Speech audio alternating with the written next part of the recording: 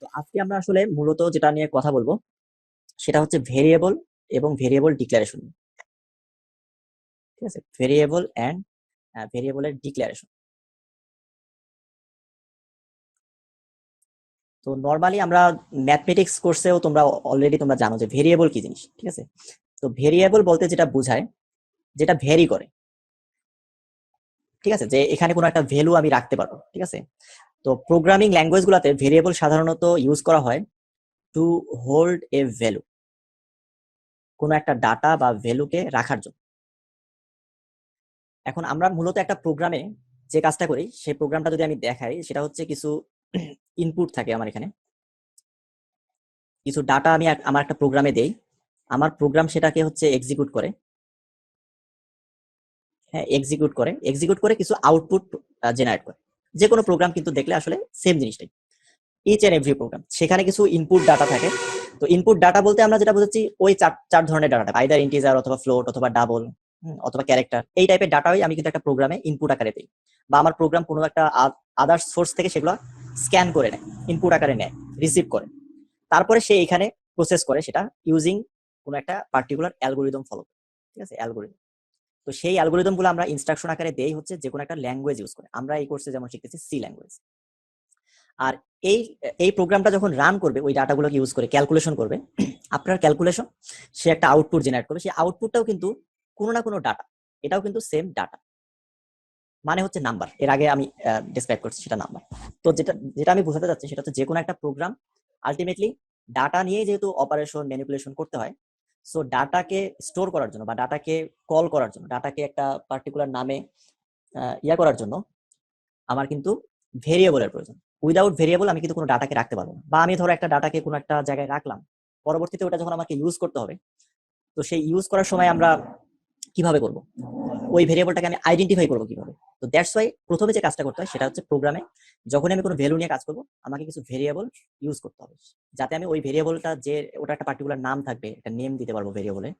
ভেরিয়েবলের নামটা হবে হচ্ছে ওই আইডেন্টিফায়ারের যে নিয়মগুলো আছে, তোমাদের এর আগের ক্লাসে আমরা দেখাইছিলাম যে আইডেন্টিফায়ারের রুলস ফলো করে সেই নামটা আমরা দিব, এবং ওইখানে আমরা কোনো ভ্যালু অ্যাসাইন করতে পারবো, ভ্যালু স্টোর করতে পারবো, এবং পরবর্তীতে সেই নামগুলো ইউজ করে সেই ভেরিয়েবলটাকে কল করে আমরা ওই ভেরিয়েবলটাকে ইউজ করতে পারবো।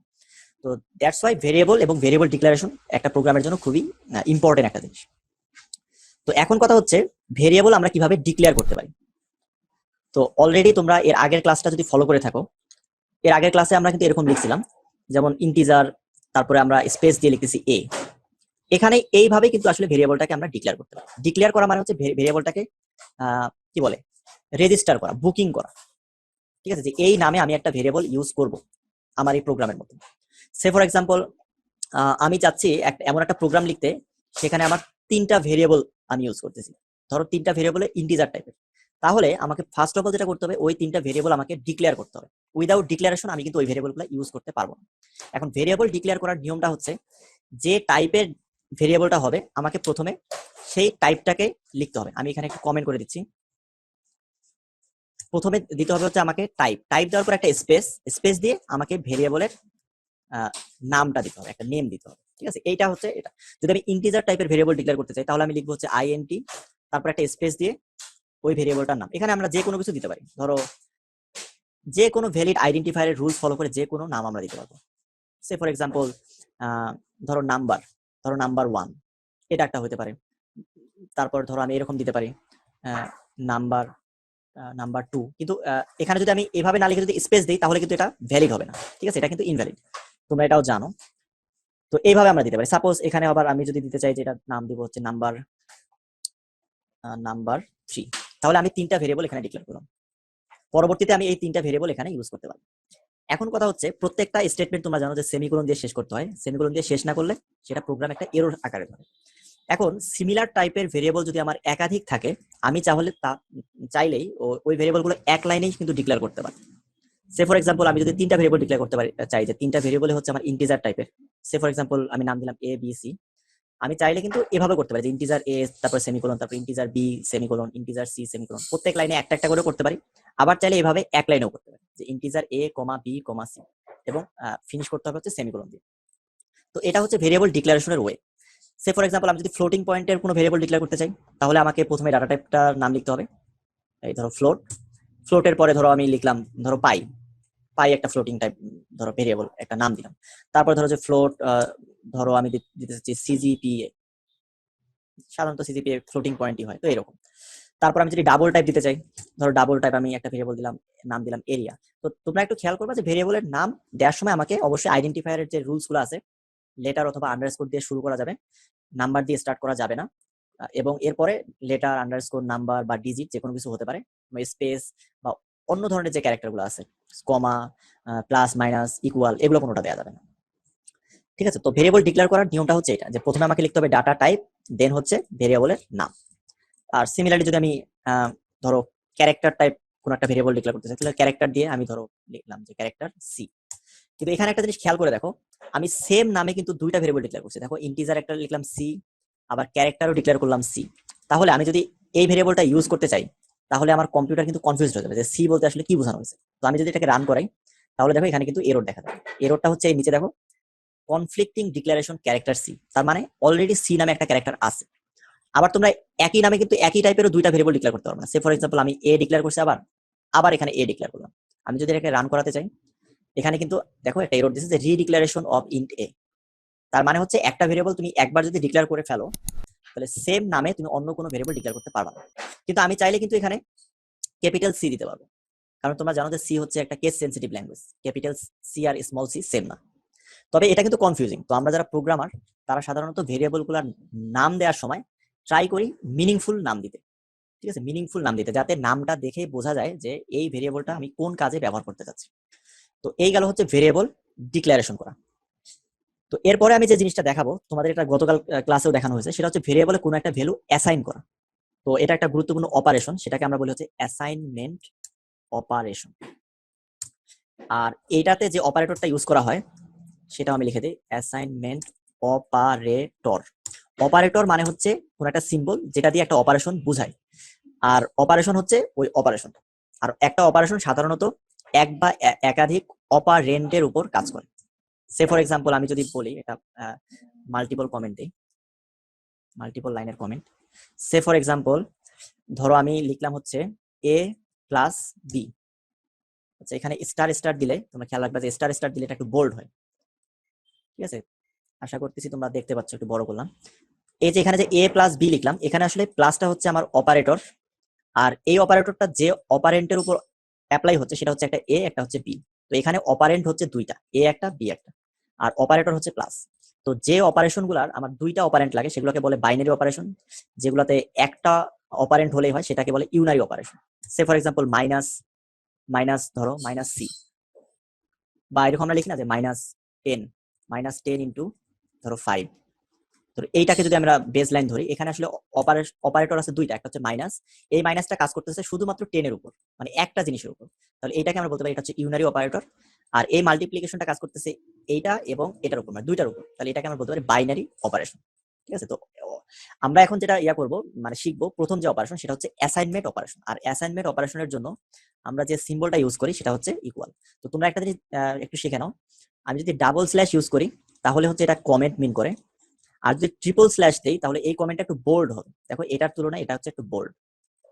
আর আমি যদি এরকম ফরওয়ার্ড স্ল্যাশ স্টার দিয়ে তারপরে স্টার দিয়ে ফরওয়ার্ড স্ল্যাশ শেষ করি, সেটা তো মাল্টিপল লাইনের কমেন্ট বোঝায়, যত লাইন দিতে যাবো তত লাইন। আর এখানে যদি আরেকটা স্টার দেই তাহলে ওটা একটু বোল্ড হয়ে যায়। তো এই জিনিসটা একটু মাথায় রাখবা, এটা কিন্তু অনেক কাজের। তো এখন আসা যাক, আমার এই প্রোগ্রামে যেহেতু আমি তিনটা ভেরিয়েবল ডিক্লেয়ার করছি, নাম্বার 1, নাম্বার 2, নাম্বার 3, আর অনেক কিছু, তো আমি এগুলোতে কিভাবে একটা ভ্যালু রাখবো। তো রাখার জন্য যেটা করতে হবে, প্রথমে আমাকে ভেরিয়েবলটার নাম লিখতে হবে। ধরো নাম্বার 1, এটার মধ্যে আমি ইকুয়াল দিয়ে যদি লিখি 10, পরে একটা সেমিকোলন দেই, এটা দিয়ে মিন করতেছে এই যে 10, এই 10টা নাম্বার 1 এর মধ্যে চলে আসবে। ঠিক আছে, এই ইকুয়ালটা কিন্তু ইকুয়ালিটি চেক করতেছে না, মানে এটা কিন্তু এইটা মিন করতেছে না যে নাম্বার 1 আর 10 এই দুটো সমান কিনা, এটা কিন্তু না। এটার মানে হচ্ছে রাইট সাইডের যে জিনিসটা আছে সেটা আমার লেফট সাইডে চলে আসবে। তো আমি আবার শুরু থেকে আসতেছি। এখন কথা হচ্ছে, যখন আমি ভেরিয়েবল ডিক্লেয়ার করব, এই জিনিসটাকে আমরা একটু আগে তো বললাম যে এটাকে বলে ভেরিয়েবল ডিক্লারেশন। যখন আমি কোনো একটা ভেরিয়েবল ডিক্লেয়ার করি, তখন যে ঘটনাটা ঘটে আমি সেইটা একটু ডেসক্রাইব করার চেষ্টা করতেছি। তো তোমরা একটু খেয়াল করো, কম্পিউটার সাধারণত যেভাবে কাজ করে সেটা হচ্ছে, কম্পিউটারে তোমরা জানো যে মেমোরি থাকে, মেমোরি বা এটাকে আমরা বলতেছি ধরো র্যাম। তো র্যামটাকে আমি যদি এইভাবে যদি এই বক্স দিয়ে বুঝালাম, এটা হচ্ছে মেমোরি, মানে এটা একটা জায়গা। তো একটা প্রোগ্রামের যখন আমি লিখবো যে ইন্টিজার এ, তখন আসলে যে কাজটা হয় সেটা হচ্ছে ইন্টিজারের জন্য আমার যতটুকু সাইজ দরকার, মানে যতটুকু জায়গা দরকার, সে ফর এক্সাম্পল 2 বাইট অথবা ধরো 4 বাইট, হ্যাঁ, তো এইটুকু জায়গা সে র্যামের মধ্যে, র্যাম শব্দের অর্থ হচ্ছে র্যান্ডম অ্যাক্সেস মেমোরি, তার মানে র্যামে যে জায়গাটা আছে যে কোনো জায়গা র্যান্ডমলি সে একটা জায়গা নিয়ে নিবে, সেই জায়গাটার সাইজ হবে হচ্ছে আইদার 2 বাইট বা 4 বাইট, যে কম্পাইলারে যতটুকু জায়গা লাগে, ঠিক আছে। তো যখন আমি ইন্টিজার এ লিখলাম, তখন যে জিনিসটা হবে, র্যামের মধ্যে একটা জায়গা অ্যালোকেট করবে, সেটা যে ডাটা টাইপের, ওই ডাটা টাইপের একটা ভ্যালু স্টোর করতে যে পরিমাণ জায়গা লাগে ওই পরিমাণ জায়গা। সে ফর এক্সাম্পল আমার যদি কম্পাইলার 2 বাইট জায়গা নেয় ইন্টিজার রাখার জন্য, তাহলে এটার সাইজ হবে হচ্ছে 2 বাইট, 2 বাইট জায়গা নিবে। আর এখানে যখন আমি লিখবো এটার নাম হচ্ছে এ, তাহলে ওই জিনিসটাকে সে একটা নাম দিবে, সেই নামটা হচ্ছে এ। তার মানে পরবর্তীতে যখন আমি এ লিখবো, তখন সে বুঝবে হচ্ছে মেমোরির এই জায়গাটা, ঠিক আছে। সিমিলারলি এখানে আমরা যখন লিখছি ধরো নাম্বার 1, নাম্বার 2, নাম্বার 3, বা ডাবল লিখে এরিয়া লিখছি, তো আমি আবার আসি, ধরো আমরা যখন লিখলাম যে ডাবল, ডাবল লিখে এরিয়া, তো এখানে যেটা জিনিসটা হচ্ছে, র্যান্ডমলি সে যে এটার পাশেই নিবে তা কিন্তু না, র্যান্ডমলি যে কোনো জায়গায় নিতে পারে, ধরো এই জায়গায় নিবে, সেটা হচ্ছে ডাবল টাইপের একটা ভেরিয়েবল রাখার জন্য যতটুকু জায়গা লাগে ঠিক অতটুকু জায়গা, এবং এই জায়গাটার একটা নাম সে দিবে, আমি এখানে যে নামটা বলে দিচ্ছি সেই নামটা, এটা হচ্ছে এরিয়া। বিষয়টাকে বোঝা গেল? ভেরিয়েবল ডিক্লারেশন মানে হচ্ছে আমার কম্পিউটারের মেমোরিতে একটা জিনিস বুকিং দেয়া। ধরো তুমি একটা হোটেলে গেছো, হোটেলে তুমি বুক করতে যাচ্ছ, তোমার নাম দিয়ে বুক করতে যাচ্ছ, রুম আছে অনেকগুলো হোটেলে, ধরো আমার 10টা রুম আছে। তো রুমগুলাকে তুমি যদি এভাবে কল্পনা করতে পারো, যেখানে ধরো 10টা বা 20টা রুম আছে, তো তুমি বললা যে আমার একজন পার্সন আসবে, তার নাম ধরো আছে ধরো মিস্টার এক্স, তো তাকে ধরো তুমি এই রুম নাম্বারটা অ্যাসাইন করছো, তাহলে ঠিক আছে, ওটা বুকিং হয়ে গেল যে এই রুম নাম্বারে মিস্টার এক্স থাকবে। এখন মিস্টার এক্স যখন আসবে তখন তাকে তুমি কোথায় রাখবা? যখন আসবে তখন তাকে তুমি এই জায়গাটাতে রাখবা। আবার ধরো যে আরেকজন আছে মিস্টার ওয়াই, তার তার জন্য ধরো জায়গা, রুম নাম্বার দেওয়া হয়েছে এই রুমটা, তো যখন মিস্টার ওয়াই বা তার মালামালগুলো আসবে তখন কিন্তু তাকে এই রুমেই রাখতে হবে। সিমিলারলি যখন আমি ডিক্লেয়ার করলাম ইন্টিজার এ, তো সে একটা জায়গা বুকিং করে ফেললো মেমোরির মধ্যে। আবার যখন আমি এর মধ্যে ধরো একটা ভ্যালু রাখলাম 100, তখন আসলে এই ভ্যালুটা আসলে স্টোর হবে এই জায়গায়, এই জায়গাটার মধ্যে স্টোর হবে। এটা তো আসলে বাইনারি বিট, ঠিক আছে। 2 বাইট যদি হয় তার মানে 8 8 16 বিট, 16 বিট জায়গা, এখানে 16টা ছোট ছোট ছোট ছোট স্লট আছে, আইদার সেখানে 0 থাকবে বা 1 থাকবে। তো এই জিনিসটাই হচ্ছে এটা। আবার যখন আমি এটাকে ধরো প্রিন্ট করতে চাবো, ধরো প্রিন্টএফ, এখানে তো আমরা জানি যে %d দিয়ে এখানে ভেরিয়েবলটার নাম লিখলে হয়ে যায়। এই প্রিন্টএফ ফাংশনটা যেটা করবে, এ ভেরিয়েবলটা আমি যেখানে জায়গাটা রাখছি সে ওই রুমে যাবে, ওই রুমে যায় দেখবে এটার ভ্যালুটা কত, সেই ভ্যালুটা সে নিবে, নেওয়ার পরে সে এই জায়গায় বসাই দেবে। তো প্রোগ্রামটা আসলে এইভাবে কাজ করে। তো আমরা ভেরিয়েবল ডিক্লারেশন মোটামুটি দেখলাম। আমি আরেকটা জিনিস দেখাই, যেমন ধরো নাম্বার 2তে আমি রাখতে চাচ্ছি ধরো -50, এরকম রাখতে পারবো। ধরো আমি নাম্বার 3তে রাখতে চাচ্ছি হলো 23, তো এরকম রাখতে পারবো। ধরো আমি পাই নামে একটা ভেরিয়েবল ডিক্লেয়ার করছি, এখানে রাখলাম 3.1416। তো এখানে আমি যে জিনিসগুলো দেখালাম এটা হচ্ছে অ্যাসাইনমেন্ট অপারেশন। এই ইকুয়াল সাইন মানে হচ্ছে অ্যাসাইনমেন্ট, ইকুয়ালের রাইট সাইডে যেটা থাকবে সেটা লেফট সাইডে অ্যাসাইন হবে। এবং পরবর্তীতে আমি যখন এই ভেরিয়েবলটার নাম ইউজ করব, তখন আসলে সেই জিনিসটাই আমি অ্যাক্সেস করতে পারবো। সে ফর এক্সাম্পল প্রিন্টএফ দিলাম, তোমরা জানো যে %d দিয়ে আমি নাম্বার, ইন্টিজার টাইপের ভেরিয়েবল আমরা প্রিন্ট করতে পারি। ধরো এখানে আমি কমাও দিতে পারি, ঠিক আছে, ধরো %d। আর পাইটাকে যদি প্রিন্ট করতে চাই, এটা যেহেতু ফ্লোটিং, তো %f, একটা নিউ লাইন দিচ্ছি এখানে। তো এখানে ধরো আমি লিখতে চাচ্ছি নাম্বার 1, নাম্বার 2, নাম্বার 3 প্রিন্ট করতে চাই, পরে পাই প্রিন্ট করতে চাচ্ছি। শেষ করতে হবে একটা সেমিকোলন দিয়ে। করার পর আমি এটাকে যদি রান করাই, ফর এক্সাম্পল এখানে রান করালাম, তাহলে রান করালে দেখো আমি যেভাবে যেভাবে জিনিসগুলো দিছি ঠিক সেভাবে প্রিন্ট হচ্ছে। প্রথমে 10, তারপর একটা যেহেতু কমা দিছি সে কমা প্রিন্ট করবে, তারপরে এই জায়গাটার মধ্যে সে নাম্বার 2 এর ভ্যালু -50 ছিল, -50 দিবে, তারপর 23, এইভাবে জিনিসগুলো আসবে। তো এটা যদি হয়ে যায় তাহলে আমরা একটু পরবর্তী একটা চ্যাপ্টার আছে তোমাদের, অপারেটরস অ্যান্ড এক্সপ্রেশন, এইটা সম্বন্ধে একটু শুরু করবো, যে কম্পিউটারে আমরা যে ধরনের অপারেশন গুলো করে থাকি ভেরিয়েবল ইউজ করে। তো তার মধ্যে ফার্স্ট যে টাইপটা সেটা হচ্ছে এরিথমেটিক অপারেটরস। এরিথমেটিক অপারেটরস হচ্ছে সেই ধরনের অপারেটর যেগুলো এরিথমেটিক অপারেশন গুলো করে, like addition, subtraction, multiplication, division. এবং আরেকটা গুরুত্বপূর্ণ অপারেটর আছে, সেটা হচ্ছে রিমাইন্ডার অপারেটর, মানে কোনো একটা ভ্যালুকে কোনো একটা ভ্যালু দিয়ে ভাগ করলে ভাগশেষ কত থাকে সেটা সে বের করে দেবে। আর এই অপারেশন গুলোর জন্য যে অপারেটর গুলো আমরা সি ল্যাঙ্গুয়েজে ইউজ করি, মানে যে সিম্বল গুলো ইউজ করি, সেটা হচ্ছে প্লাস, এটা দিয়ে বোঝায় এডিশন, মাইনাস দিয়ে বোঝায় সাবট্রাকশন, স্টার দিয়ে বোঝায় হচ্ছে মাল্টিপ্লিকেশন, স্ল্যাশ দিয়ে আমরা ডিভিশন বুঝি, আর পার্সেন্টেজ দিয়ে বুঝি হচ্ছে রিমাইন্ডার অপারেশন বা মডুলাস অপারেশন অনেক সময় বলে। তো এখানে দেখো সে ফর এক্সাম্পল এগুলো জাস্ট যোগ বিয়োগ, এগুলো তোমরা এমনিতেই পারবা। ধরো এ আর বি দুইটা ইন্টিজার ভেরিয়েবল, এ এর ভ্যালু হচ্ছে 10 আর বি এর ভ্যালু হচ্ছে 3, তাহলে এ প্লাস বি এর ভ্যালু কত আসবে? এ প্লাস বি এর ভ্যালু আসবে 10 প্লাস 3 মানে হচ্ছে 13। তারপরে এ মাইনাস বি এর ভ্যালু আসবে হচ্ছে 7। তারপরে এ ইন্টু বি আসবে হচ্ছে 30, এ ডিভাইডেড বাই বি, 10কে যদি 3 দিয়ে ভাগ করি তাহলে ভাগ ফল আসবে হচ্ছে 3। তো এখানে কিন্তু 3 আসবে, এটা কিন্তু ফ্র্যাকশন আসবে না, সেটা খেয়াল রাখবা। কারণ একটা ইন্টিজারকে একটা ইন্টিজার দিয়ে ভাগ করলে সেটা ইন্টিজার হয়।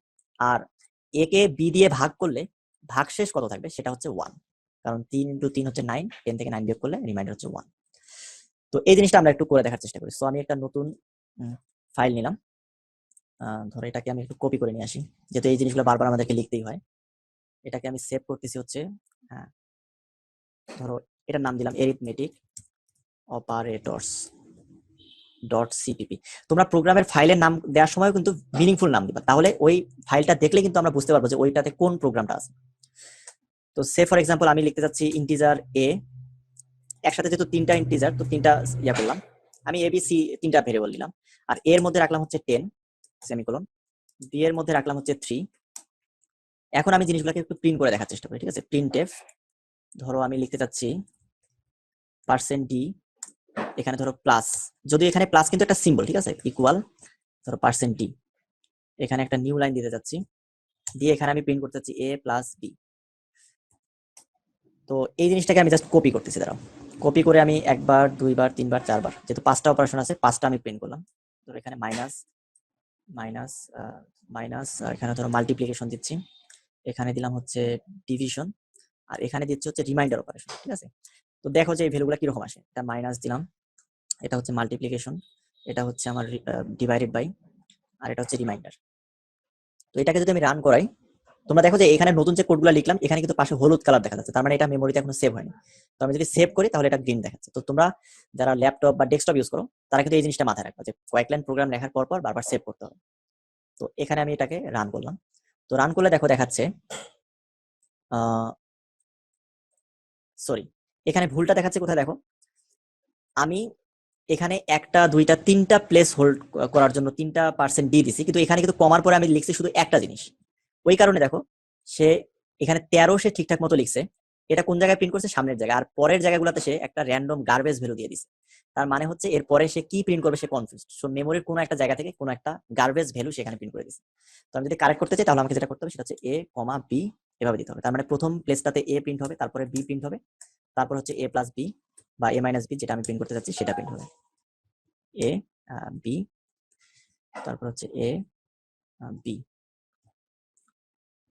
a b। তো জিনিসটা হচ্ছে এইভাবে একটু যদি স্পেস দিয়ে দাও তাহলে একটু প্রোগ্রামটা রিডেবিলিটি বাড়বে। তো এখন দেখো প্রথম জায়গায় প্রিন্ট হবে এর ভ্যালু, পরের জায়গায় বি এর ভ্যালু, তারপরের জায়গায় যেটা আমি প্রিন্ট করতেছি সেটা। এটা যদি আমি দেই তাহলে দেখো এখন মোটামুটি ঠিকঠাক মতো প্রিন্ট হচ্ছে। লাস্টেরটাতে হচ্ছে %d, এখানে একটা জিনিস খেয়াল করে দেখো, এখানে কিন্তু পার্সেন্ট কিন্তু আলাদা অপারেটর। তো যেহেতু পার্সেন্ট আমাকে আরেকটা প্রিন্ট করতে হচ্ছে সেখানে কিন্তু দিতে হবে %%। এটা স্কেপ সিকোয়েন্স লাস্ট ক্লাসে বলছিলাম। তো দেখো যে এখন কিন্তু এখানে এই পার্সেন্টটা প্রিন্ট হয়েছে, ঠিক আছে? তো এই হচ্ছে অপারেটর আর এরিথমেটিক অপারেশন গুলো আমি একটু দেখালাম।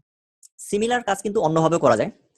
আমি জাস্ট এখানে দেখি, আমি কিন্তু এভাবেও লিখতে পারি, যেহেতু আরেকটা ভেরিয়েবল লাগছে আমি কিন্তু এখানেও এভাবেও একটা এক্সপ্রেশন দিতে পারি যে a into b plus plus b, হ্যাঁ মাইনাস ধরো a into b, sorry b. এরকমও কিন্তু কমপ্লেক্স ইনস্ট্রাকশনও কিন্তু আমি লিখতে পারি, ঠিক আছে? কমপ্লেক্স ইনস্ট্রাকশন হলে প্রথমে সাধারণত মাল্টিপ্লিকেশনের কাজ হয়, তারপরে হচ্ছে এডিশন এন্ড সাবট্রাকশনের কাজ হয়। তাহলে এখানে জিনিসটা কি দাঁড়াচ্ছে দেখো, এটা কিন্তু অ্যাসাইনমেন্ট অপারেটর, তার মানে এই পাশের যেটা ভ্যালু আসবে ক্যালকুলেশন করে সেই ভ্যালুটা সি এর মধ্যে স্টোর হবে।